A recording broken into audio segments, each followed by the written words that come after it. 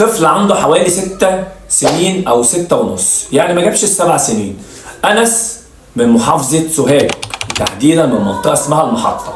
كان خارج هو ووالدته عشان يجيبوا حاجات من احدى المحلات. زي ما انتم شايفين في الفيديو دوت، انا ما كنتش هنزل فيديو بس نزلته عشان خاطر بس الناس تتعظ وتعرف ايه اللي ممكن يحصل. للاسف الشديد ساب ايد والدته وطلع يجري بسرعه عشان يعدي الطريق الناحيه الثانيه، على اساس انه طبعا يستناها، كانه هو خلاص كبر وكده.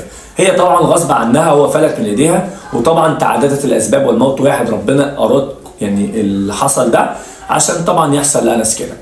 للاسف الشديد في الوقت دوت جه واحد سايق مكنه، طفل برضه عنده 15 سنه بيجري بسرعه الصاروخ. هو انت ماشي الطريق فاضي، بس مش من حقك ان انت تجري بالسرعه دي، مش من حقك ان انت تمشي كانك مفيش حد ماشي في الطريق غيرك، لان وارد قوي ان ممكن يكون مثلا، سيبك من بني ادم معدي، ممكن يكون في قطه معديه